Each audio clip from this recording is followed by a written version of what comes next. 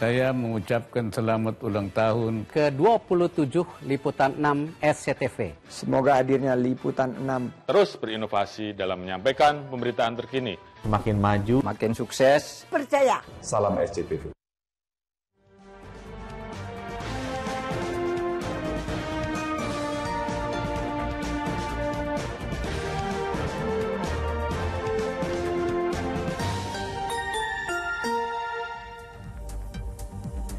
Halo, selamat pagi, semangat pagi. Bagaimana kabar Anda di pagi ini, saudara? Liputan 6 hari ini hadir spesial di hari ulang tahunnya yang ke-27 Liputan 6 SCTV. Iya, ada banyak yang spesial juga nih hari ini ya, David. Bukan hanya tampilan baru, gitu juga semangat baru ya di pagi ini. Semangat baru yang selalu ingin memberikan informasi aktual, tajam, terpercaya. Dan banyak yang spesial juga yang akan kami hadirkan untuk Anda pagi ini. Di antaranya, pulang ke tanah air setelah raih emas SEA Games Kamboja, pelatih dan timnas sepak bola serta Ketua Umum PSSI Erick Thohir berbincang khusus dengan Liputan 6 SCTV.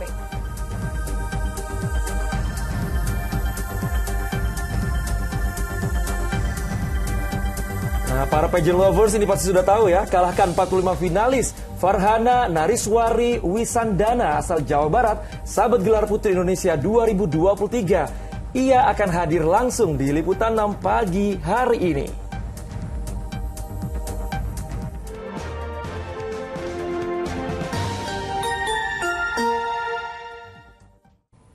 Sebelum kami sajikan berbagai menu spesial HUT Liputan 6 SCTV, kami ingatkan Anda untuk terus waspada kebakaran, saudara. Api berkobar dan melalap gudang limbah plastik di Jakarta Barat pada Jumat sore. Petugas pemadam sampai kewalahan, bahkan ada yang sesak nafas.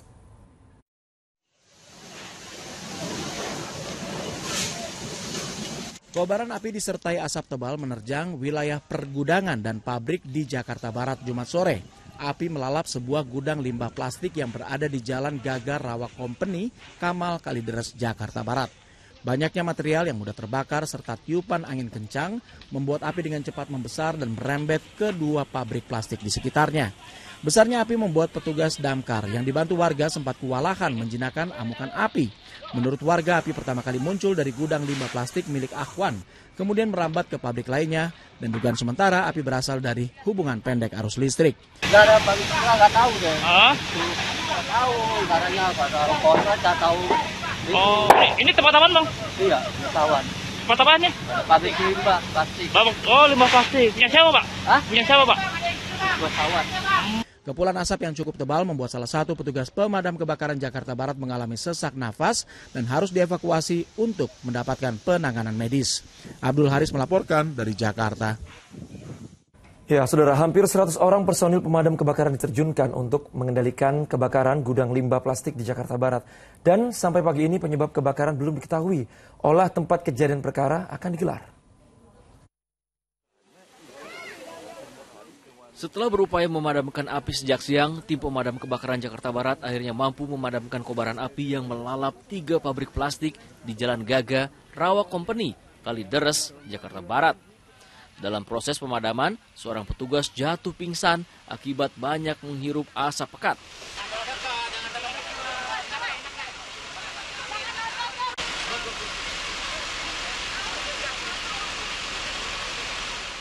Pendinginan terus dilakukan untuk mengantisipasi munculnya kembali percikan api mengingat banyak material yang mudah terbakar. Tercatat 19 unit kendaraan pemadam dikerahkan dengan kekuatan 95 personil. Jadi memang karena ini yang terbakar biji plastik, jadi tentunya ini yang membuat agak ini dari teman-teman pemadam untuk bisa ini. Namun alhamdulillah dari setengah 2 itu jam 2 api udah bisa dikuasai. Nah, namun memang belum bisa padam total. Tidak ada korban jiwa dalam peristiwa ini, sementara polisi belum dapat memastikan penyebab terjadinya kebakaran. Karena rencananya usai pendinginan, hari ini akan dilakukan olah TKP di lokasi kebakaran. Abdul Haris melaporkan dari Jakarta. Saudara, kebakaran juga melanda permukiman padat penduduk di kawasan Jalan Fakih Usman, Palembang, Sumatera Selatan. 8 unit mobil pemadam diturunkan untuk mengendalikan api.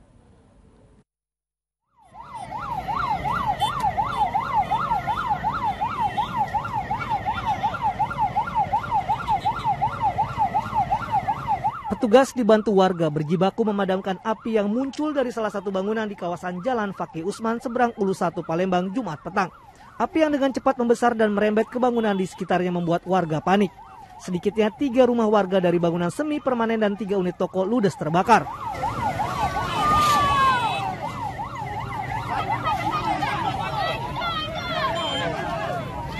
Belum diketahui penyebab kebakaran kali ini karena rumah yang terbakar dalam kondisi kosong.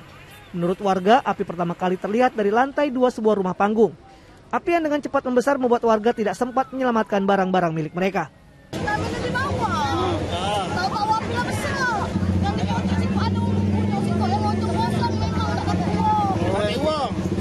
Sumber api dari yang kosong itu ya, sumber api itu.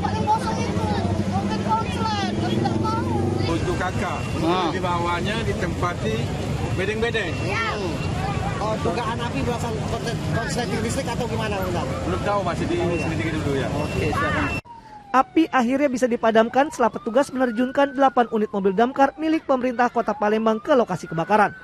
Dedi Irwansyah melaporkan dari Kota Palembang, Sumatera Selatan. Yang berikut ini tengah jadi hangat ini jadi sorotan di mana tiket war konser band asal Inggris Coldplay di hari terakhir penjualannya berlangsung sengit.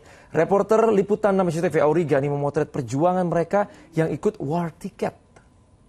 Look at the star, look how they shine for you, and everything you do, and they were all yellow. Nah, itu pasti udah nggak asing ya sama lagu itu. Itu adalah salah satu lagu hits dari band Coldplay yang tentunya jadi penyemangat para fans-fans Coldplay pada hari ini untuk melakukan war tiket. Jadi gimana? Udah pada siap belum? Siap! Let's go! Semua sudah bersiap di depan layar komputer sejak pagi. Para penggemar mengadu keberuntungannya untuk mendapatkan tiket konser band Coldplay di salah satu warnet di Tanjung Duren, Jakarta Barat. Saat jam 10.10 pagi tiba, persaingan sengit dimulai. Tak berselang lama, sudah ada yang bernasib mujur. Gila, mantep, Sudah pasti senang bukan kepalang. Tiket konser band Coldplay di Jakarta telah dalam genggaman. Hari ini dapat 4 tiket festival Coldplay Here We Go. Here we go. Ada juga penggemar Coldplay yang cuma bisa pasrah karena upaya war tiket tak membuahkan hasil. Meski begitu, tetap tak akan tergoda oleh calo yang meraup keuntungan sendiri. Kalau di calo kayaknya enggak, karena kan kalau di calo biasanya harganya itu naiknya berkali-kali lipat kan, nggak wajar. Soalnya kayak yang pengen nonton sendiri itu jadi bisa nggak dapet, tapi malah calo yang dapet dan mereka jual dengan harga yang tinggi juga kan. Iya. Jadi ada rencana nggak untuk beli ke calo aja deh? Aku nggak sih, kalau saat ini sih nggak. Iya. Band asal Inggris Coldplay akan menggelar konser di Gelora Bung Karno, Jakarta pada 15 November mendatang. Penjualan tiket sudah dilakukan sejak 17 Mei dan berakhir pada 19 Mei. Adapun harga tiket resmi dari promotor sekitar Rp800.000 hingga Rp11 juta. Dan seluruh tiket sudah ludes terjual. Ada yang berhasil memenangkan war tiket, ada pula yang tidak berhasil. Buat yang berhasil selamat, tapi buat yang belum berhasil jangan bersedih. Jangan sampai situasi ini malah dimanfaatkan oleh para calo untuk melipat gandakan harga tiket bagi mereka yang ingin serius menonton band Coldplay tapi nggak kebagian tiket. Dari Jakarta, Auriga Agustina, Sri Indroh melaporkan. Saudara, selain tak kebagian tiket konser, mereka juga menjadi korban penipuan jasa titip alias jastip tiket konser melalui media sosial dengan total kerugian hampir Rp30 juta. Ya, informasi selengkapnya usai kumandang azan subuh untuk wilayah DKI Jakarta dan sekitarnya. Tetaplah bersama kami. Bagi Anda yang menjalankan, saudara, kami lanjutkan ke informasi masih seputar war tiket Coldplay. Nah, ini seperti ungkapan sudah jatuh tertimpa tangga pula dialami oleh 14 penggemar band Coldplay. Ya, selain tak kebagian tiket konser, mereka juga menjadi korban penipuan jasa titip alias jastip tiket konser melalui media sosial dengan total kerugian hampir Rp30 juta. Sebanyak 14 orang menjadi korban penipuan penjualan tiket konser Coldplay melalui jastip atau jasa titip di media sosial. Mereka melaporkan aksi penipuan tersebut ke Bareskrim Polri Jumat siang. Korban menitip beli tiket konser ke pelaku. Namun setelah uang ditransfer, korban tak kunjung mendapatkan tiketnya. Ke-14 korban pun merugi hampir 30 juta rupiah. Itu dia melalui media sosial. Dia lewat Twitter, kemudian ternyata dia transfer 9 juta, nggak taunya tiketnya nggak dia dapatkan. Korban dari beberapa daerah di luar Jabodetabek mengalami kerugian penipuan terkait dengan penjualan tiket tersebut.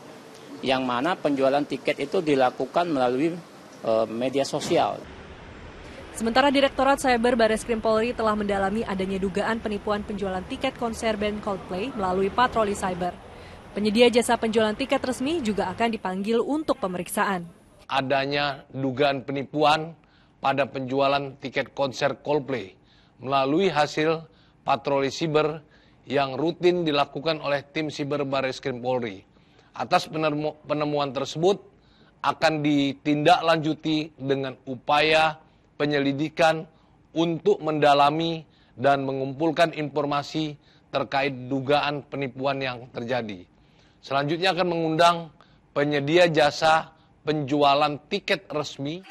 Penyedia jasa penjualan tiket resmi dianggap bertanggung jawab dalam melakukan sosialisasi kepada masyarakat agar terhindar dari tindak pidana penipuan. Bagi para penggemar Coldplay yang menjadi korban penipuan, diimbau untuk segera melapor. Muhammad Subadri Arifki melaporkan dari Jakarta. Ke informasi lainnya, saudara, kepulangan Timnas Sepak Bola Indonesia 2022 yang baru meraih emas SEA Games ini disambut meriah. Ribuan warga tumpah ruah dalam pawai menyambut mereka di sepanjang Jalan Sudirman hingga Bundaran Hotel Indonesia. Menggunakan bus terbuka, Timnas Indonesia U22 bersama Ketua PSSI Erick Thohir dan pelatih Indra Syafri menyapa warga yang sudah menanti di sepanjang Jalan Sudirman. Ya, ini dengan membawa poster atlet idolanya, warga memberikan apresiasi bagi para pahlawan olahraga di SEA Games yang telah mempersembahkan medali untuk Indonesia. Di belakang bus Timnas Indonesia U22, iring-iringan dilanjutkan oleh para atlet peraih medali SEA Games dari berbagai cabang olahraga lainnya. Arak-arakan atlet peraih medali SEA Games 2023 Kamboja ini melintas di sejumlah ruas jalan, dimulai dari gedung Kemenpora Senayan, kemudian menuju ke Jalan Sudirman, hingga ke arah Bundaran Hotel Indonesia, dan berakhir di Gelora Bung Karno.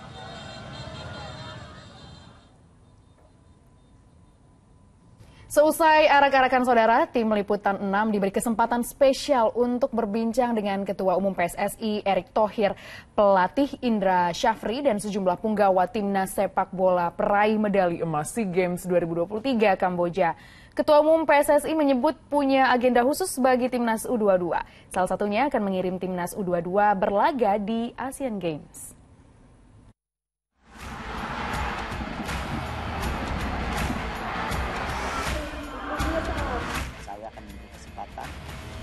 Untuk bermain di Asian Games. Coach Indra, lebih susah mana? Lawan Vietnam apa Thailand? Nggak ada yang susah. Kalau saya bilang SCTV, apa yang ada di pikiran Coach dan teman-teman? 1, 2, 3. Liputan 6. Nah, udah nonton dong kemarin seperti apa keseruannya? Ikut deg-degan kita ya yang ada di rumah menyaksikannya. Tapi kita mau tanya dong langsung sama Ketum PSSI Pak Erick Thohir. Seperti apa sih Pak waktu itu suasananya di sana? Ya memang udaranya panas juga di sana ya. Suasana pertandingan pun suka tidak suka jadi keras. Ya. Tetapi tentu itulah yang kita selalu jaga, bagaimana kita menjaga mental para pemain. Dan itu kunci daripada kita bisa kembali 2 kali. Kembali 2 kali. Kembali 2 kali ya? Semifinal kembali, final kembali, dan itu sulit. Jadi ya alhamdulillah lah, anak-anak luar biasa, tim pelatih solid. Kita juga sebagai supporting benar-benar fokus, dan tentunya doa dari seluruh supporter masyarakat Indonesia dan tentu Allah Subhanahu wa Ta'ala yang luar biasa. Keren banget. Pak, tapi ini kalau gimana? saya boleh tambahkan, boleh. Euforia kan udah selesai. Ya. Ini udah selesai. Ya jangan saya mengharapkan tim nasional ini dipuji terbang, nanti dicaci jatuh. Ya. Nah, euforia ini mestinya sudah selesai hari ini. Kita harus benar-benar mempersiapkan lagi ya tim nasional kita. Makanya tadi waktu di panggung saya bilang saya akan memberi kesempatan tim SEA Games untuk bermain di Asian Games. Jadi mereka benar-benar walaupun semua tim Asia itu pemain senior, tetapi sesuai dengan tentu pembicaraan waktu di sini dengan Pak Presiden, kita ingin tim U20, U22 ini jadi juga core masa depan kita. Untuk tentu World Cup 2026, World Cup 2031, yang kita punya cita-cita tidak mudah, tapi jalannya harus ke sana. Oke, baik. Kita akan nantikan seperti apa gebrakannya, kejutannya. Nanti kita tanya langsung sama teman-teman. Tadi seperti apa reaksinya? Di MT statement ini. Wah, terima kasih Pak Erik. Thank you Pak. 32 tahun puasa medali emas setelah terakhir di tahun 1991. Akhirnya Timnas Sepak Bola Indonesia kembali membawa medali emas ke Indonesia di SEA Games dengan laga melawan Thailand. Kita akan langsung nanya seperti apa sih serunya pada saat final itu. Bersama saya ada Coach Indra, ada Kelly dan juga Rido. Hai teman-teman semua, apa kabar? Hai. Halo Coach. Ya, halo. Coach, ini kan fenomenal adalah sebuah kata yang menggambarkan laga final waktu itu, Coach. Boleh nggak sih Coach diceritain seperti apa atmosfernya waktu final? Iya, kalau atmosfernya tentu masyarakat nonton langsung loh. Dan kami kalau ditanya ke kita, suasananya di sana ya seperti dengan pertandingan-pertandingan semifinal fase grup ya. Jadi memang di pertandingan final kemarin itu pertandingannya sangat ketat ya, dan kita sempat unggul 2-0, setelah itu jadi 2-2. Saat 2-2 itu kan ada keributan dan akhirnya ada perpanjang waktu ya, perpanjang waktu 2 kali 15 menit dan kita unggul menit kedua di perpanjang waktu menjadi 3-2. Setelah 3-2 tersebut anak-anak semakin percaya diri dan akhirnya kita menang 5-2. Oke, nah Coach, pada saat kita sempat di menit-menit akhir itu kan seru banget ya Coach ya. Apa sih Coach yang Coach sampaikan ke teman-teman semua untuk menjaga mental mereka agar tetap optimis gitu Coach? Pelatih kan tidak bisa banyak bicara lagi saat itu, cuman kita sempat kumpul berapa detik ya, 30 detik atau nggak sampai 1 menit lah. Kita tetap fokus, tetap konsentrasi dan kerja keras terus dan jalankan apa yang kita sudah sepakati. Dan alhamdulillah mereka fokus, mereka tetap bahu-membahu di dalam dan ada momen untuk cetak gol setiap hari ya, dan bola gol dan setelah itu menjadi 3-2. 3-2 kita mulai agak tenang dan kita instruksikan coba berani main, tidak terburu-buru, tetapi memang mereka sudah setelah 4-2, 5-2 mereka sudah betul-betul nggak ada perlawanan. Coach Indra ini dikenal dengan penakluk Thailand Coach, karena sudah berkali-kali berhasil ya Coach. Tapi kuncinya apa sih Coach Indra? Kuncinya pilih pemain yang bagus. Wah. Jadi mereka telah membuktikan bahwa mereka yang kita percaya 20 orang semuanya memberikan kontribusi yang sama, dan makanya dalam kesempatan ini saya terima kasih kepada mereka dan mereka lah pejuang yang sebenarnya. Wah, keren. Teman-teman, pada saat peluit berbunyi emas gitu ya, kita berhasil mengalahkan Thailand akhirnya setelah 32 tahun. Apa yang kalian rasain waktu itu? Ya, itu tadi yang saya ucapin di... Nangis langsung? Enggak, ya nangis juga, pelukan sama teman-teman, terus kayak nggak nyangka aja. Nggak nyangka ya? Ini beneran sudah selesai dan kita dapat emas atau gimana, seperti itu. Oh, ada rasa nggak percaya ya, ini bener nggak gitu ya? Ya karena di awal kan yang di prank itu. Iya. Jadi setelah itu kita kayak nggak percaya dong ya. Iya benar-benar. Tapi kalau Kelly gimana Kel? Kalau untuk saya begitu peluit panjang berbunyi, saya sangat senang karena perjuangan kita dari awal TC, semua yang kita lewati, dan saya percaya bahwa semua itu hasil yang kita raih di keren. Aduh, kita bangga banget sama kalian, luar biasa. Kita ada game seru-seruan kecil dikit di ending nih. Coach, jawab cepet ya Coach. Saya mau tanya Coach Indra nih. Coach Indra, lebih susah mana? Lawan Vietnam apa Thailand? Nggak ada yang susah. Mantap. Nah, terakhir nih, kalau saya bilang SCTV, apa yang ada di pikiran Coach dan teman-teman? 1, 2, 3. Liputan 6. Iya, mantap. Terima kasih. Ada prestasi, ada juga apresiasinya Betul. nih David. Ya, Presiden Joko Widodo akan memberikan bonus kepada seluruh atlet Indonesia yang berhasil meraih peringkat ketiga di ajang SEA Games Kamboja 2023. Ya, rencana bonus tersebut ini akan dibagikan oleh Presiden setelah Presiden pulang dari Jepang. Ya, nanti diberi bonus. Apakah bonus di Jakarta atau di Bogor, Pak? Ya, nanti baru ini ke Jepang dulu, nanti bonusnya baru dihitung. Pak, mungkin ucapan selamat Pak buat tim Selamat yang lain, ya. Pak. Terima kasih Pak. Wah, ngomong masalah bonus, kira-kira berapa ya?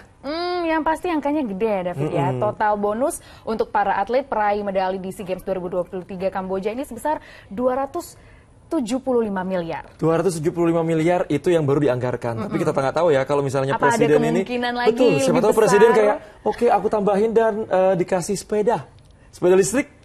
Bisa jadi Bisa David. jadi biar nanti mereka tapi nggak olahraga dong jadi mereka Tapi ya. David ini pengen jadi atlet nggak Mandi? Dulu sih pengen, sekarang nggak, jadi presenter aja. Oke.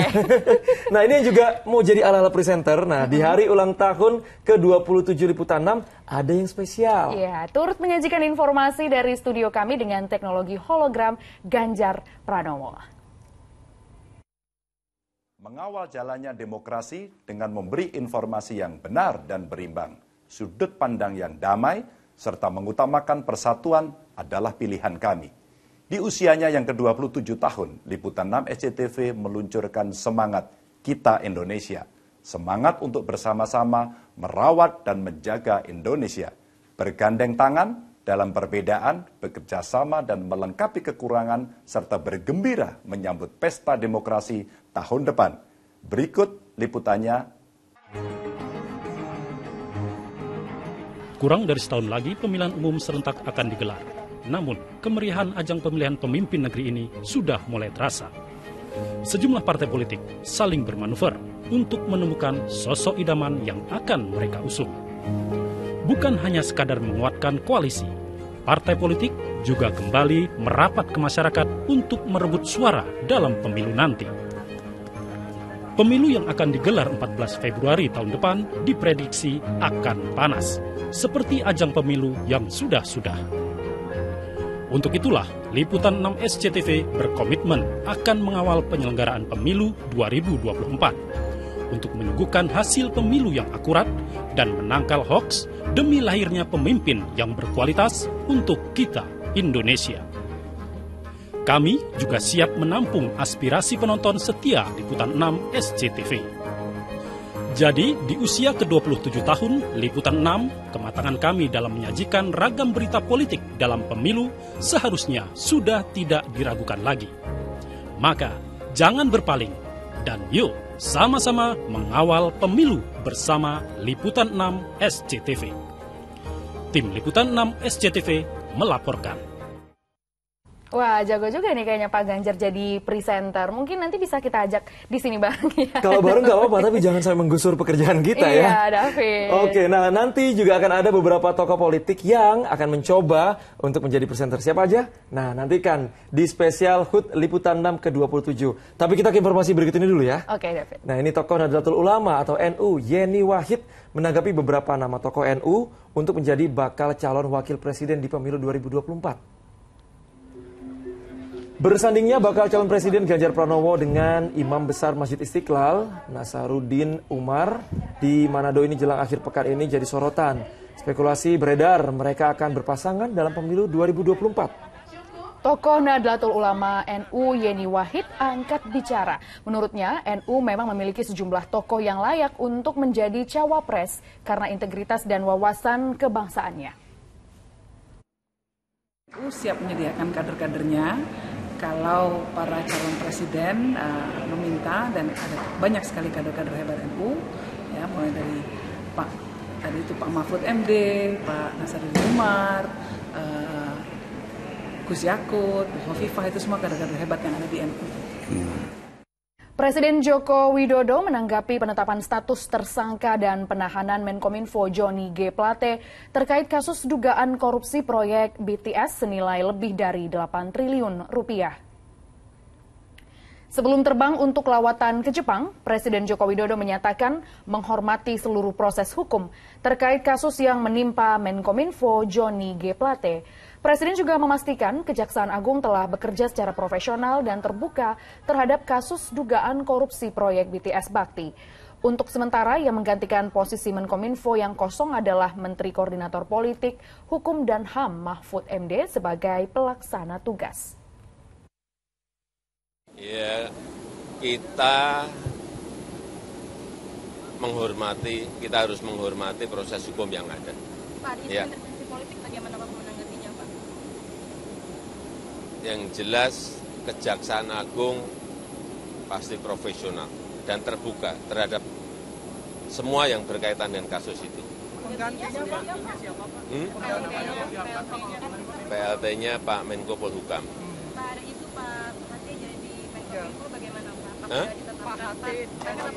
PLT-nya Pak Menko Polhukam. Penggantiannya kapan, Pak? PLT-nya Pak Menko Polhukam. Informasi baru kita ini buat Anda yang masih bandel nih, suka melanggar aturan lalu lintas. Kamera tilang elektronik atau ETLE akan dipasang di Jalan Layang Nontol, Kasablanka, Jakarta Selatan. Pemasangan ETLE dilakukan karena makin banyak motor yang melintas dan tentu ini memakan korban jiwa.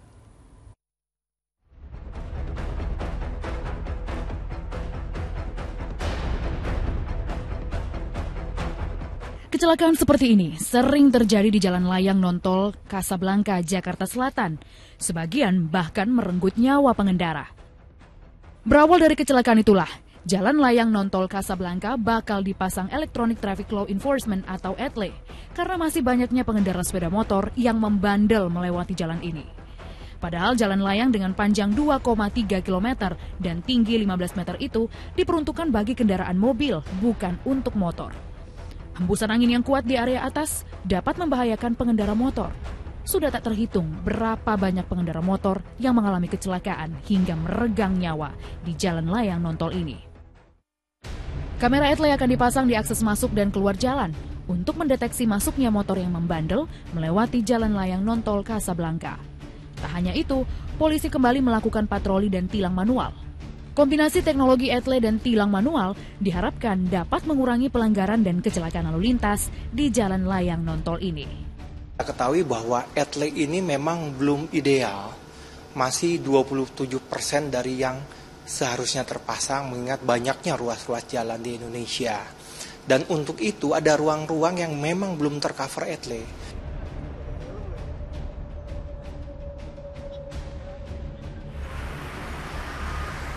Meskipun tanda larangan melintas di Jalan Layang Nontol Kasablanka telah dipasang, namun masih banyak kendaraan roda 2 yang melintas di jalan ini. Tentunya kondisi ini mengganggu kenyamanan kendaraan roda 4 serta membahayakan pengendara sepeda motor itu sendiri.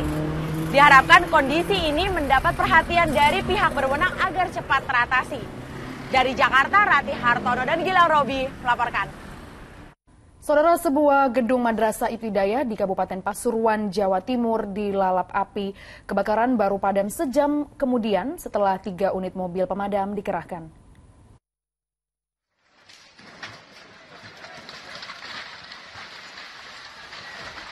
Atap bangunan yang terbakar seketika runtuh. Si jago merah menghanguskan gedung Madrasah Ibtidaiyah Miftahul Muta'alimin di Desa Sambisirah, Kabupaten Pasuruan, Jumat sore. Api pertama kali muncul dari lantai 2 hingga membakar 3 ruang kelas dan 1 ruang administrasi. Api baru padam 1 jam kemudian usai menerjunkan 3 unit mobil pemadam kebakaran. Dugaan sementara kebakaran disebabkan korsleting listrik, namun polisi masih mendalami penyelidikan. Untuk penyebab kita masih menunggu penyelidikan. Informasi awal dari warga yang mengetahui kejadian pertama ada timbul asap di lantai 2, yaitu di salah satu kelas. Warga sekitar yang mengetahui adanya kebakaran sempat panik. Meski tidak ada korban jiwa dalam peristiwa ini, kegiatan belajar mengajar terpaksa diliburkan. Dandi Ari Gafur melaporkan dari Pasuruan, Jawa Timur. Diduga remaja yang masih belajar mengemudi salah menginjak pedal gas. Akibatnya saudara kendaraan yang dikemudikannya ini menerjang pohon hingga ringsek dan terbalik.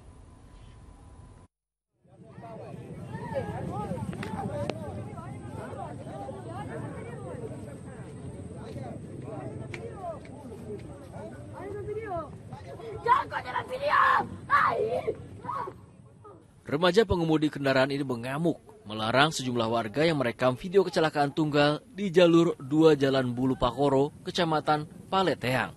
Diduga ia salah injak pedal yang menyebabkan kendaraan itu melaju dan menghantam pohon. Kerasnya benturan mengakibatkan kendaraan yang masih baru itu ringsek dan terbalik.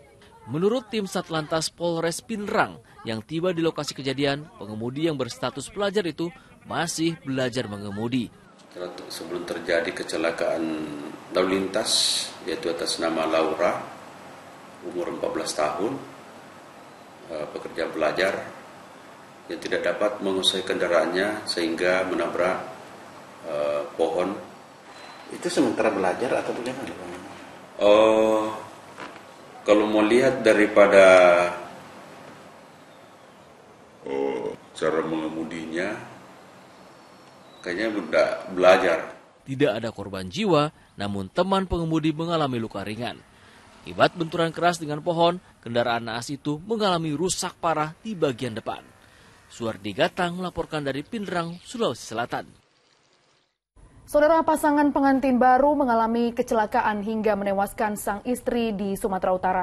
Polisi tengah menyelidiki kejadian ini. Para pengendara terkejut menyaksikan seorang perempuan tewas tergeletak di pinggir Jalan Dusun 4, Desa Binjai, Kabupaten Serdang Bedagai. Peristiwa berawal dari pasangan baru suami istri Normansyah dan Ani yang mengendarai sepeda motor dari arah kota Tebing Tinggi menuju Batubara. Kendaraan mereka hendak menyalip sebuah truk melalui jalur sebelah kiri. Tapi sang suami yang mengemudikan motor tiba-tiba kehilangan kendali. Istrinya pun terpental ke arah kolong truk dan terlindas, sementara suami korban terluka di bagian tangan. Saya lihat ternyata korban sudah tergeletak. Terlindas bang ya? Jadi ini ada berapa korban nih bang? Satu. Dua, suami istri, cuma istrinya yang meninggal. Suaminya? Masih dirawat di rumah sakit. Luka-luka ya bang ya? Saat kejadian, sopir truk tak mengetahui ada kendaraan yang menyalip dari sebelah kiri jalan. Korban perempuannya, istrinya. Suaminya bang? Suaminya gimana keadaannya bang? Tangannya luka-luka ringan. Hancur tangannya, dibawa ke rumah sakit. Jadi istri meninggal dunia di tempat ya bang? Selama proses evakuasi, jalan di sekitar lokasi kejadian macet. Kini kasusnya ditangani Satlantas Polres Tebing Tinggi dengan memeriksa sejumlah saksi dan mengamankan 2 kendaraan sebagai barang bukti. Muhammad Hamdani melaporkan dari Serdang Bedagai, Sumatera Utara. Menjalankan ibadah umroh bersama sekampung yang sama. Nah, ini tentu jadi pengalaman yang berkesan, tapi lebih istimewa, saudara, jika sudah ditanggung oleh seorang pengusaha yang dijuluki Sultan Bojong Koneng. Suasana haru sekaligus bahagia menyambut kedatangan puluhan jemaah umroh di Kampung Bojong Koneng, Desa Telaga Murni, Cikarang Barat. Setelah 12 hari beribadah di Tanah Suci, rombongan yang sebagian besar lanjut usia ini akhirnya kembali ke kampung halaman. Umroh bareng 60 warga dan 2 RT yang sama ini viral sejak 2 pekan lalu. Bukan tanpa alasan, karena mereka tidak mengeluarkan biaya sepeser pun, alias gratis, karena ditanggung oleh Agus Suhela, pengusaha yang dijuluki Sultan Bojong Koneng. Sebelumnya ada kepikiran nggak sih bisa umroh? Nggak ada kepikiran sama sekali buat berangkat umroh. Nah, waktu di Tanah Suci itu biaya-biaya itu siapa yang nanggung? Udah ditanggung semua sama bos, sama travel semua. Umroh gratis terlaksana berkat nazar atau janji Agus Suhela yang memiliki 11 perusahaan di bidang properti. Agus bertekad memberangkatkan umroh 1.000 warganya. Dan hingga kini, sudah 500 orang yang merasakan nikmatnya kedermawanan Sang Sultan. Muhabar melaporkan dari Kabupaten Bekasi, Jawa Barat. Seorang nenek berusia 87 tahun di Tegal, Jawa Tengah sangat bersukacita setelah dipastikan berangkat ke Tanah Suci pada musim haji tahun ini. Betapa tidak, karena masuk daftar haji prioritas, ia dapat menunaikan ibadah haji lebih awal 7 tahun. Suarsi, nenek berusia 87 tahun, warga Kelurahan Randu Gunting, Kecamatan Tegal Selatan, Kota Tegal, tak kuasa menyembunyikan rasa sukacita. Betapa tidak, tahun ini ia dipastikan akan berangkat ke Tanah Suci untuk menunaikan rukun Islam kelima. Suarsi merupakan calon jemaah haji tertua di Kota Tegal. Di usia senjanya, ia nampak semangat untuk menunaikan ibadah haji. Betapa tidak, sesuai jadwal seharusnya Suarsih yang mendaftar pada 2015 akan berhaji pada 2030 mendatang, namun kebijakan pemerintah yang mendahulukan calon jemaah lansia, Suarsih dapat berangkat 7 tahun lebih awal. Tahun 2015. Nah kalau sesuai pemerintah Bu, harusnya berangkatnya tak tahun berapa Bu?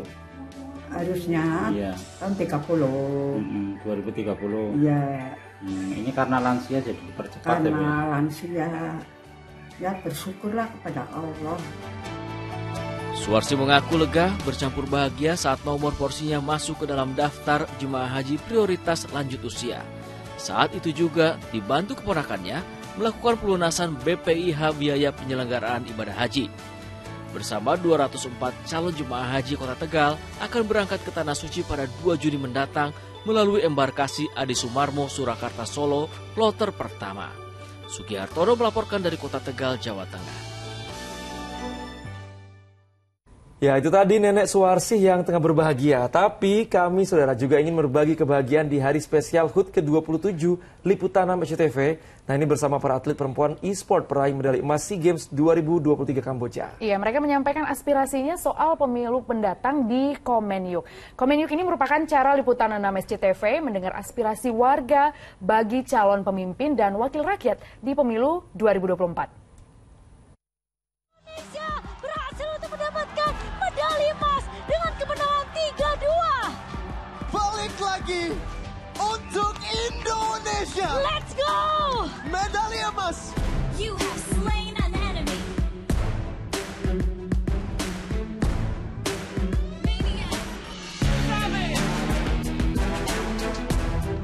Halo, saat ini saya sudah bersama dengan Timnas e-sport Putri Indonesia yang kemarin mendapatkan medali emas di SEA Games Kamboja 2023. Nah, selain ngobrol tentang pengalamannya di SEA Games Kamboja kemarin, saya juga akan tanya tentang pemilu 2024. Kira-kira apa aja ya harapannya untuk para pemimpin dan wakil rakyat terpilih nanti? Kita dengar pendapatnya di Komen Yuk. Lagi pada ngapain nih? Lagi pada main. Oke, kita ganggu sebentar nih. Saya sudah bersama dengan Timnas e-sport Putri Indonesia. Nah, gimana nih kemarin perasaannya pas mendapatkan medali emas SEA Games? Rasanya pasti seneng banget. Apalagi pengalaman kita yang lalu-lalu waktu latihan kan, karena baru dapat coach juga 3 gitu. Biasanya kan nggak pernah kan. Terus kenal sama coach baru. Terus temen baru ya kan dari tim lain juga, terus latihan selama 3 bulan kayak terbayar lah gitu. Oke, nah itu kan tadi tentang pengalamannya nih mendapatkan medali emas. Nah, kalau pengalaman sebagai timnas nih gimana nih pengalamannya, boleh nih Kak? Kalau pengalaman selama pelatnas itu orang-orang kirain kan gamer gampang ya, enak kayak bangun siang terus main game terus, tapi enggak. Yang kita lakuin tuh kita juga lakuin sebagai atlet. Jadi kita bangun pagi, tidurnya teratur, makannya teratur, kita juga ada olahraga. Terus latihan kita juga bersesi-sesi gitu, ada sesi psikologinya juga ada. Jadi kita dibangun nggak cuma secara skill tapi secara mental dan secara fisik. Nah, ini kan tadi tentang pengalamannya nih di SEA Games Kamboja 2023. Nah, sekarang aku mau nanya nih tentang pemilu 2024. Nah, kalau di benak kakak-kakak nih, pemilu 2024 tuh yang kebayang apa sih? Coba dari Kak Vivian dulu. Kalau Pipi, yang kebayang adalah Pipi pengen memilih orang yang mendukung e-sport. Dari Kak Vivian, kita tanya ke Kak Karamel nih, bagaimana nih? Kalau harapannya untuk para pemimpin atau wakil rakyat yang terpilih nanti dalam pemilu 2024 apa? Pastinya pengen juga kayak di bidang olahraga makin diperhatikan, khususnya di e-sports ya. Karena e-sports ini kan hitungannya masih baru ya. Jadi harapannya semoga kedepannya e-sports itu kayak semakin ditata, jadinya aturannya juga ada. Terus khususnya di yang perempuan. Oke, itu dari atlet kita coba tanya ke Kak Stewart nih. Gimana nih Kak tentang pemilu 2024 nih harapannya pengen dapat pemimpin yang seperti apa? Ini pengen gitu dapat presiden yang ngedukung dalam segi perkembangan e-sportnya. Dalam artian gini, dijadiin kan beberapa sekolah udah ada yang masukin ke kurikulum ke ekskulnya, e-sport ini ke ekskulnya. Jadi dianggap ini juga salah satu olahraga yang bisa didukung kok, salah satu olahraga yang bisa disupport juga sama pemerintah dan prestasinya juga bisa dibawa ke kancah internasional gitu. Bahkan di multi event aja kita udah berhasil ngebuktiin kan gitu. Kak, terima kasih. Nah, sekarang kita coba tanya nih ke Kak Feni nih tentang pemilu 2024 yang kebayang nih pemilu 2024 tuh kayak gimana sih? Yang kebayang, ya Pilih ngerangkum nih jadi head coach nih tentang pemilu 2024, pengennya dapat pemimpin yang seperti apa? Pengen dapat pemimpinnya sama seperti yang lain, pengen dapat pemimpin yang memang ngedukung apapun yang ada di Indonesia ini lah, termasuknya salah satunya e-sport ini, biar kita semua juga anak-anak muda ini jadi lebih terarah aja mau kemana arahnya gitu, salah satunya e-sport ini gitu kan. Dan terakhir, boleh nih kita minta ajakan nih untuk masyarakat Indonesia untuk ikut serta dalam pemilu 2024 ya? Boleh?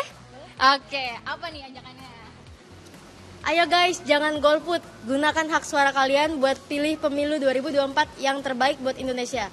Hidup buat memajukan e-sport Indonesia. Hidup e-sport Indonesia. Jaya! Terima kasih banyak kakak-kakak. Semoga harapan-harapannya ini bisa didengar dan e-sport Indonesia ini semakin maju ya kak. Terima kasih. Nah itu dia aspirasi dan juga harapan dari para atlet dan juga coach timnas e-sport Indonesia yang kemarin berlaga di SEA Games Kamboja 2024. Semoga harapan-harapan ini bisa didengar, dicatat, dan yang paling penting diwujudkan oleh para pemimpin dan wakil rakyat terpilih nanti. Tia Anissa dan juru kamera Eko Purwanto pamit. Salam SCTV. Nah, saudara, bagi Anda yang mau ikutan komen yuk, kirimkan pesan melalui direct message atau DM ke Instagram Liputan 6 SCTV. Itu dia. Dan saudara, kita ke informasi selanjutnya di mana 27 tahun ini hadir menemani Anda. Liputan 6 SCTV berupaya untuk selalu memenuhi kebutuhan Anda akan informasi yang benar, terpercaya, tidak aktual. Anda bisa menyaksikan berita Liputan 6 SCTV di televisi maupun media sosial. Pastikan Anda sudah subscribe dan follow akun-akun kami agar selalu mendapatkan informasi terbaru dan juga tidak mendapat informasi hoax atau keliru.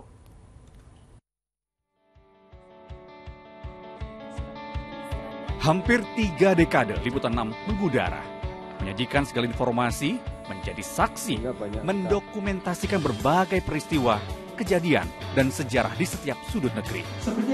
Dari masa ke masa, Liputan 6 juga terus beradaptasi, berkolaborasi, dan bertransformasi. Kawasan Simpang Jomin ketika adanya kemacetan. Kini, Liputan 6 hadir di berbagai platform untuk memudahkan pemirsa mengakses dan mendapatkan informasi secara cepat dan akurat. Berhasil Dia dan Novisa melaporkan. Inilah bentuk komitmen kami menjadi pilar demokrasi, hadir secara aktual, tajam, terpercaya.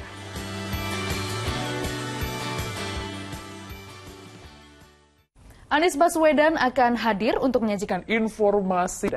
Jangan kemana-mana, tetaplah bersama kami di Liputan 6 Pagi.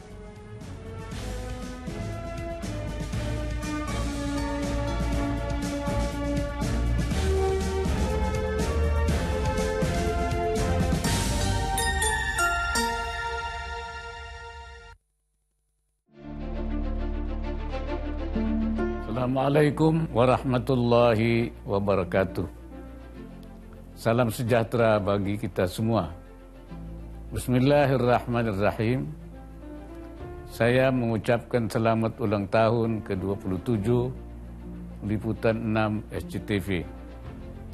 Liputan 6 SCTV adalah salah satu pelopor jurnalisme televisi tanah air. Sejak pertama kali mengudara pada tahun 1996, Liputan 6 telah menjadi program berita yang dapat diandalkan oleh masyarakat Indonesia. Mengiringi perjalanan bangsa Indonesia selama 27 tahun adalah pencapaian yang luar biasa. Saya sampaikan apresiasi kepada Liputan 6 SCTV yang konsisten menyajikan berita yang kredibel, serta terus menyuarakan demokrasi dan kepentingan publik. Menjelang kontestasi politik, saluran berita akan menjadi rujukan utama bagi masyarakat dalam mencari informasi terkait pemilu. Saya harapkan Liputan 6 SCTV menjadi yang terdepan dalam menyiarkan berita yang akurat dan bebas hoax, independen, serta senantiasa menguatkan ikatan persatuan di tengah keberagaman masyarakat Indonesia.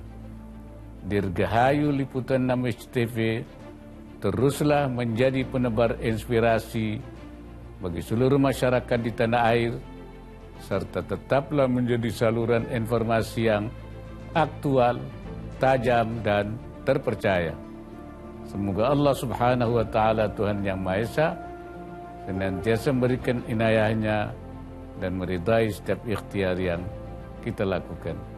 Wassalamualaikum warahmatullahi wabarakatuh.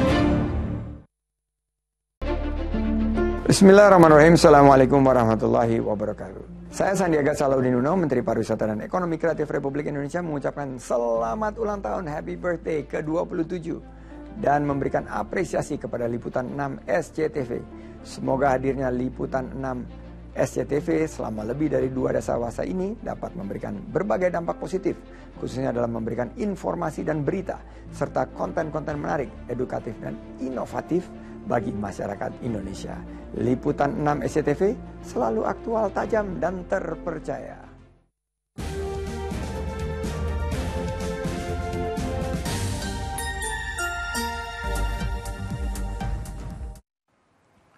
Di edisi khusus Liputan 6 SCTV, kami membawakan berita yang aktual, tajam, dan terpercaya.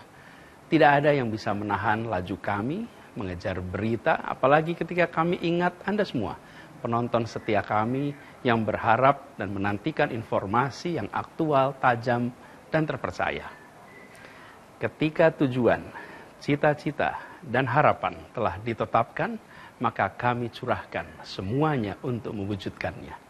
27 tahun perjalanan Liputan 6 SCTV menjalani proses ini tanpa henti. Banyak capaian prestasi yang melengkapi tujuan kami untuk mempersembahkan informasi berkualitas bagi bangsa. Selamat petang saudara dan selamat berjumpa dalam siaran perdana Liputan 6 Petang. Sejak mengudara 27 tahun silam, Liputan 6 SCTV tak henti menorehkan prestasi. Beragam penghargaan dari dalam negeri maupun mancanegara telah diraih awak Liputan 6 SCTV selama 3 dekade terakhir. Namun penghargaan jelas bukan tujuan utama kami. Menghadirkan pendekatan jurnalisme berdampak, Liputan 6 SCTV berusaha menjadi yang terdepan dalam menyajikan informasi aktual, tajam, dan terpercaya. Seperti kasus pembunuhan berencana Brigadir Yosua Huta Barat yang menyeret mantan Kadif Propam Polri, Verdi Sambo, dan istrinya Putri Chandrawati. Lewat layar Liputan 6 SCTV, publik bisa mengikuti perkembangan sidang kasus pembunuhan Brigadir Yosua yang berujung pada vonis hukuman mati bagi Verdi Sambo. Juga vonis ringan 1,5 tahun penjara bagi Barada Eliezer sebagai justice kolaborator. Tahun 2022 lalu, MTech Group mendapat kepercayaan sebagai official broadcaster Piala Dunia Qatar.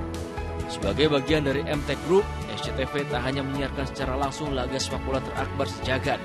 Namun, tim Liputan 6 SCTV turut menghadirkan informasi menarik seputar Piala Dunia langsung dari Qatar. Lewat program talk show Point of View, Liputan 6 SCTV juga mengukir prestasi di ajang Asian Television Award ke-27 di Singapura tahun 2022 lalu. Point of View meraih penghargaan sebagai acara talk show terbaik. Tentunya sederet prestasi lainnya akan terus kami hadirkan untuk Anda, pemirsa setia Liputan 6 SCTV. Tim Liputan 6 SCTV melaporkan. Dan saudara, kami juga telah mengajak Menteri Pertahanan Prabowo Subianto untuk membacakan berita Liputan 6 SCTV. Namun sayangnya nih David masih berhalangan karena ada sejumlah aktivitas padat dari Pak Prabowo nih. Betul, tapi jangan khawatir karena masih ada kejutan lainnya di hari ulang tahun ke-27 Liputan 6 SCTV. Karena secara eksklusif dan untuk pertama kali kami hadirkan ketiga putri Indonesia yang baru saja dinobatkan tadi malam. Halo pemirsa Liputan 6, jangan beranjak ya. Usai jeda, kami akan turut menyajikan informasi faktual, tajam, terpercaya untuk Anda. Tetaplah bersama kami di Liputan 6 Pagi.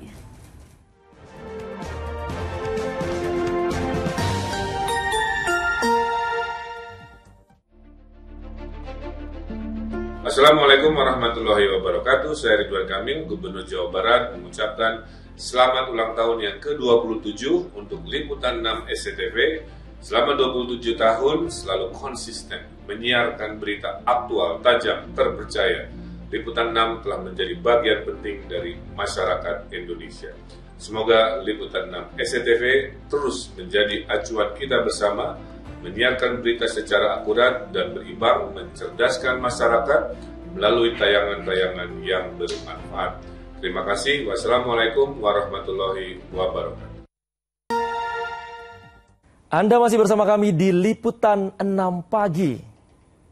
Perhelatan Ajang Kecantikan Putri Indonesia 2023 kembali digelar di Jakarta Convention Center. 45 finalis dari 34 provinsi di Indonesia bersaing memperebutkan mahkota Putri Indonesia 2023. Seperti apa meriahnya malam Grand Final Putri Indonesia 2023? Berikut liputannya. 45 putri terbaik dari perwakilan 34 provinsi memperebutkan mahkota Borobudur dan Selempang dengan predikat Putri Indonesia 2023. Ajang kecantikan yang rutin digelar setiap tahun ini berhasil dimenangkan oleh finalis asal Jawa Barat Farhana Nariswari Wisandana yang memukau para juri dengan jawaban-jawabannya yang lugas dan penampilannya di atas panggung. Sementara posisi runner-up 1 atau Putri Indonesia Lingkungan diraih oleh Yasinta Aurelia perwakilan Jawa Timur. Dan runner-up 2 Putri Indonesia Pariwisata jatuh kepada Lulu Zaharani Krisna perwakilan Lampung. Selain itu ada beberapa gelar yang diberikan yakni predikat Putri Indonesia Intelijensia, Putri Indonesia Berbakat, Putri Indonesia Tradisional Kostum, Putri Persahabatan dan Putri Indonesia Favorit. Mahkota Borobudur diserahkan oleh Laksmi Syari Denevi Suwardana Putri Indonesia 2022 yang telah 1 tahun menjabat. Dengan diserahkannya mahkota Putri Indonesia, tugas Laksmi pun berpindah tangan kepada Farhana. Farhana secara langsung akan mewakili Indonesia di ajang Miss Internasional 2023, Yasinta pada Miss Supranasional 2023, dan Lulu di Miss Charm 2023. Tahun ini pesertanya sudah jauh lebih siap ya, jadi tidak heran kalau kita menghasilkan anak-anak 3 anak yang juga saya harapkan siap sudah untuk berlaga ke ajang internasional. Farhana yang berlatar belakang seorang dokter muda pun optimistis dengan advokasi yang dibawanya dapat kembali mengharumkan nama Indonesia di kancah internasional. Dan saya senang sekali bisa akhirnya menggunakan title ini yang telah saya cita-citakan sejak lama untuk bisa berkontribusi lebih luas lagi untuk Indonesia. Dalam penyelenggaraannya kali ini, Putri Indonesia 2023 mengusung budaya Lampung sebagai tema utama untuk mempromosikan pariwisata Indonesia. Selain itu, ajang kecantikan kali ini juga dimeriahkan dengan suara merdu yang dibawakan oleh Liodra Ginting dan Anmes Kamaleng. Rusdi Maulana dan Gilang Robi melaporkan dari Jakarta.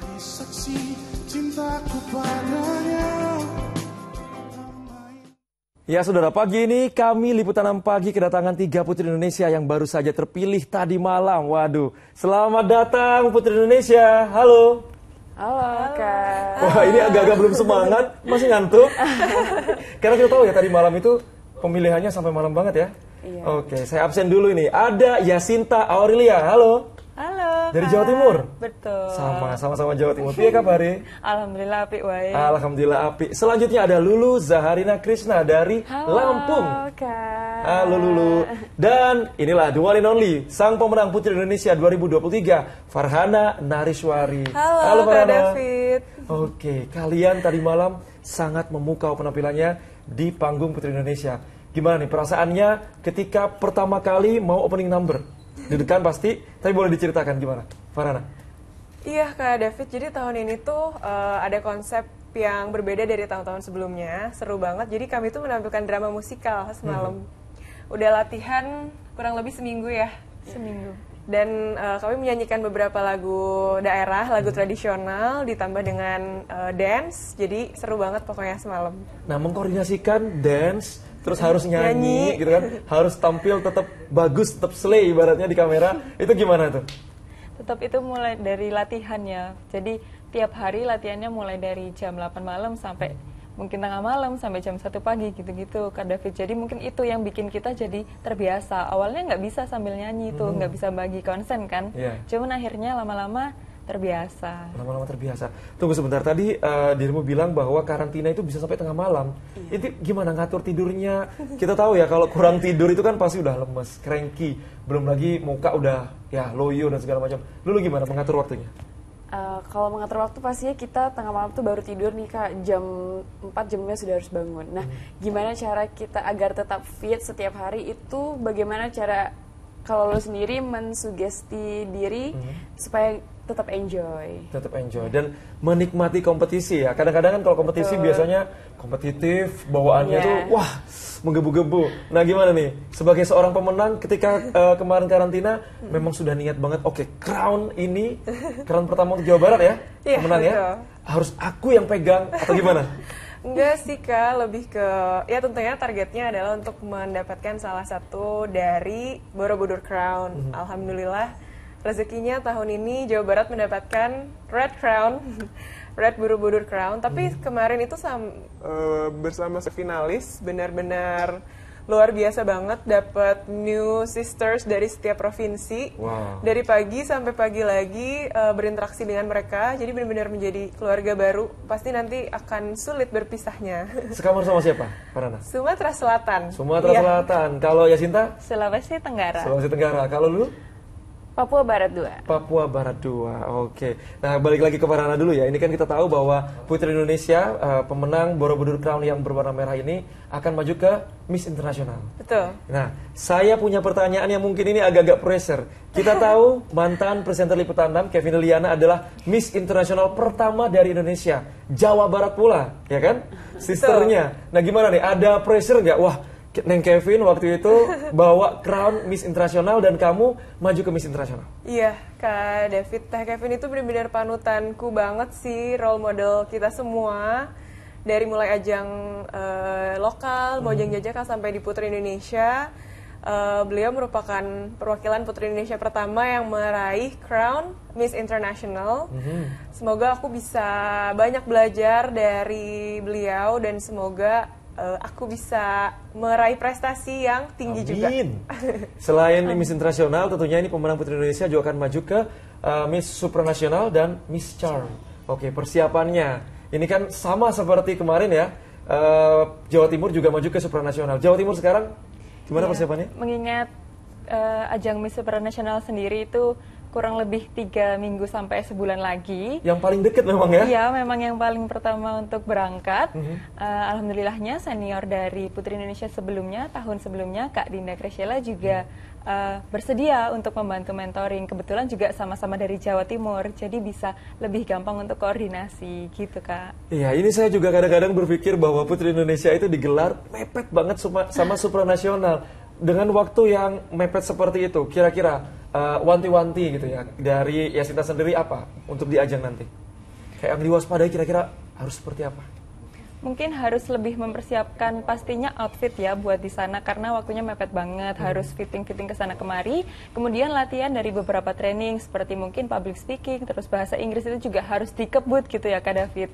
Jadi ya semoga harapannya ke depannya bisa dilancarkan untuk membawa nama Indonesia di kancah internasional. Amin. Nah yang terbaru juga ada Miss Charm, yang ini juga baru pertama kali lisensinya dipegang sama Putri Indonesia, dan Lulu adalah Putri Indonesia pertama yang maju ke Miss Charm. Nah kira-kira sudah tahu kira-kira kompetisi Miss Charm itu seperti apa? Sudah kebayang? Sudah ya Kak. Karena Miss Charm ini yang kompetisinya yang paling terakhir nih. Jadi alhamdulillahnya Lulu punya banyak kesempatan untuk banyak belajar. Berapa lama tuh dulu dari pemilihan hari ini sampai ke Miss Charm? Sekitar bulan Maret 2024. Lumayan ya. Nah kalau dari Putri Indonesia kira-kira apa sih yang harus dipersiapkan untuk menjadi sosok-sosok perempuan menginspirasi seperti kalian bertiga ini?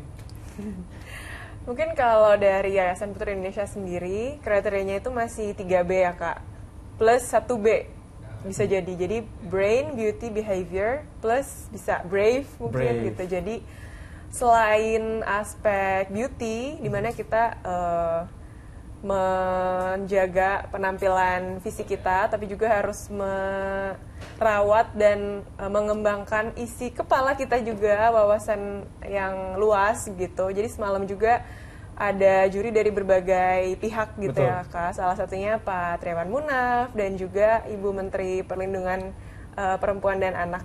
Waduh, memang ya Putri Indonesia itu paket lengkap, seorang wanita yang cantik tapi juga pintar. Nah, habis ini kita juga akan mengulik-ulik lagi kira-kira seperti apa sih di balik Putri Indonesia ini. Jangan kemana-mana, tetaplah bersama kami di Liputan 6 Pagi Spesial HUT SCTV, HUT Liputan 6 SCTV ke-27.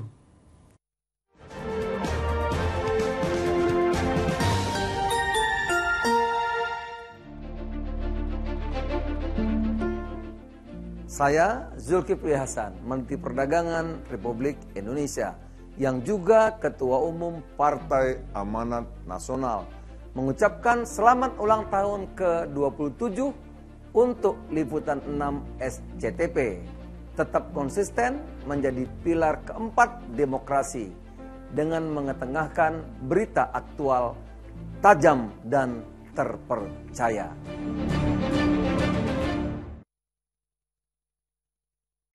Masih bersama Putri Indonesia 2023 di spesial HUT Liputan 6 ke-27.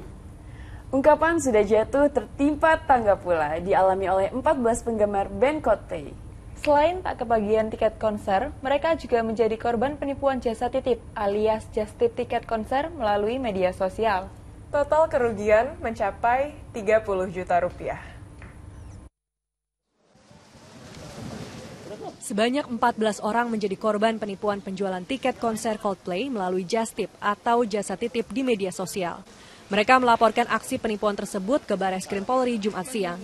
Korban menitip beli tiket konser ke pelaku, namun setelah uang ditransfer, korban tak kunjung mendapatkan tiketnya. Ke-14 korban pun merugi hampir 30 juta rupiah. Itu dia melalui media sosial. Dia lewat Twitter, kemudian ternyata dia transfer 9 juta, nggak taunya tiketnya nggak dia dapatkan. Korban dari beberapa daerah di luar Jabodetabek mengalami kerugian penipuan terkait dengan penjualan tiket tersebut. Yang mana penjualan tiket itu dilakukan melalui media sosial. Sementara Direktorat Cyber Barreskrim Polri telah mendalami adanya dugaan penipuan penjualan tiket konser band Coldplay melalui patroli cyber. Penyedia jasa penjualan tiket resmi juga akan dipanggil untuk pemeriksaan. Adanya dugaan penipuan pada penjualan tiket konser Coldplay melalui hasil patroli siber yang rutin dilakukan oleh tim siber Barreskrim Polri. Atas penemuan tersebut akan ditindaklanjuti dengan upaya penyelidikan untuk mendalami dan mengumpulkan informasi terkait dugaan penipuan yang terjadi. Selanjutnya akan mengundang penyedia jasa penjualan tiket resmi. Penyedia jasa penjualan tiket resmi dianggap bertanggung jawab dalam melakukan sosialisasi kepada masyarakat agar terhindar dari tindak pidana penipuan. Bagi para penggemar Coldplay yang menjadi korban penipuan, diimbau untuk segera melapor. Muhammad Subadri Arifki melaporkan dari Jakarta. Iya, ini masih bersama Putri Indonesia dan ini Putri dari Sumatera Barat. Sumatera Utara, David. Oke, dikoreksi. Udah lama kenal aku, tapi selalu David lupa aku dari mana. Brand Tobing, Sumatera Utara. Kalau saya Jawa Timur. Sudah ada perwakilan di sebelah situ. Oh, iya. Oke, mau ngobrol-ngobrol? Boleh. Kita ngobrol-ngobrol lagi bersama Putri Indonesia yang cantik-cantik meskipun finalnya tadi malam ini sampai jam berapa itu? Sampai jam 12. Langsung ke sini berarti ya David ya. Make up jam berapa untuk kesini? Jam 4. Jam 3. Waduh, jam 3. Dan ini pertama kalinya loh Putri Indonesia, pemenang Putri Indonesia datang ke studio Liputan 6 SCTV. Benar ya? Kakak-kakak yang cantik ya. Fresh banget ya. Fresh from the oven. Fresh from the oven. Nah, kalau tadi ini kan sempat membacakan berita mengenai war tiket Coldplay. Nah, di sini ada yang suka Coldplay atau kemarin sudah sempat nge-war waktu karantina? Atau ada yang sudah dapat tiketnya? Suka banget. Tapi nggak sempat nge-war dong kemarin waktu karantina? Nggak just tip? Enggak. Takut ketipu juga ya. Kalau kamu Lulu suka Coldplay? Nggak terlalu sih, Kak. Nggak terlalu ya? Ya Sinta? Bukan genrenya Yasinta juga. Bukan genre. Oke, Kalau David sukanya lagu apa ini? Kalau aku dangdut.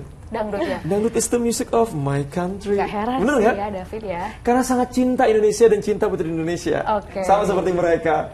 Oke, aku juga penasaran nih teman-teman semuanya. Kita tahu kan putri Indonesia itu apa ya? Bisa dibilang titel tertinggi seorang putri atau seorang pageant di Indonesia. Nah, kalian ini memang pengen banget jadi putri Indonesia atau dorongan dari keluarga atau dari teman-teman? Dulu. Kalau dari aku sendiri, awalnya karena ada dorongan dari keluarga dan kerabat-kerabat lainnya. Karena tahun ini di Provinsi Lampung mengadakan pemilihan daerah. Jadi kenapa enggak gitu, karena sudah ada kesempatan di depan mata. Lalu kalau untuk motivasi lainnya, karena aku itu suka kegiatan-kegiatan di lapangan, kegiatan-kegiatan sosial, dan itu sangat berkesinambungan dengan Putri Indonesia. Karena mereka pasti mempunyai advokasi sebagai kegiatan-kegiatan sosial mereka. Kamu Farhana?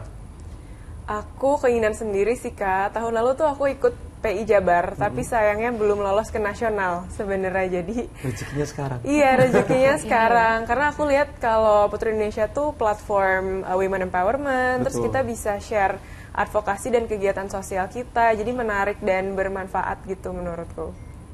Oke, kalau Yasinta? Ya. Selain mimpi dari kecil juga, memang sudah pengen dari lama, cuman mungkin tahun ini rencana awalnya itu nyoba gitu Kak, untuk tahu atmosfernya. Cuman kebetulan alhamdulillah rezekinya di sini gitu. Dan lagi Putri Indonesia juga bisa jadi platform untuk we can be the voice for the voiceless gitu. Gitu sih Kak. Itu yang menjadi motivasi Yasinta untuk ikut.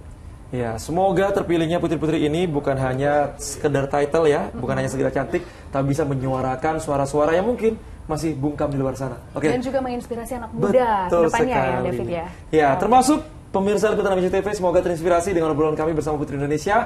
Tapi sayangnya kita ini saking saking padatnya agenda Putri Indonesia harus segera pergi untuk ke agenda selanjutnya.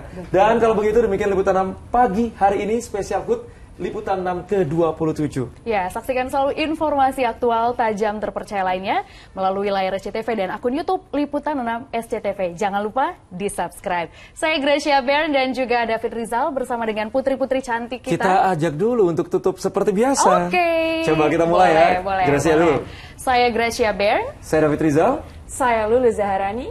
Saya Farhana Nariswari Wisandana. Saya Yasinta Aurelia. Salam SCTV.